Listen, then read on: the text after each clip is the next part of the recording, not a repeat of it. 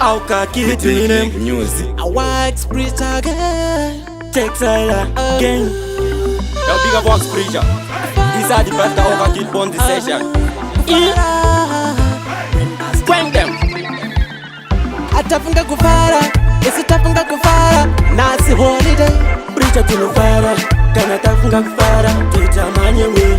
Atafunga kufara, isitafunga kufara. Auka shaka tora. Preacher tunufara, kana tafunga kufara. Preacher party time.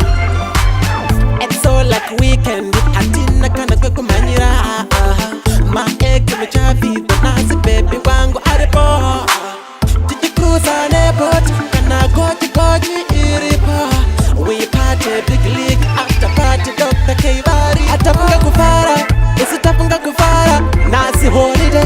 Preacher tunufara, kana tafunga kufara. Tutamanye we.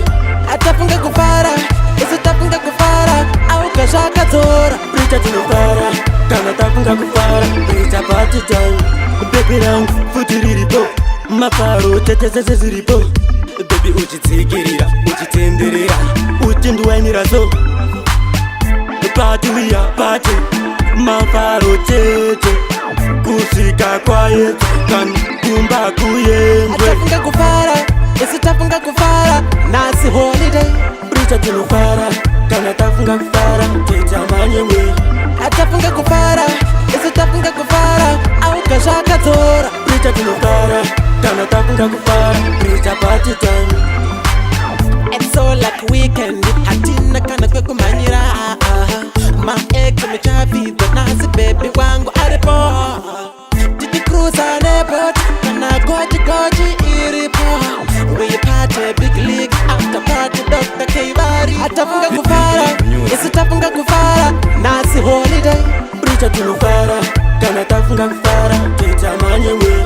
Atafunga kufara, isitafunga kufara. Auka shaka tora. Preacher tunufara, kana tafunga kufara. Preacher party time. Kufara, I Dr. K-Ulu, that's why I say Kufara, Kufara, Kufara, Auka Kid.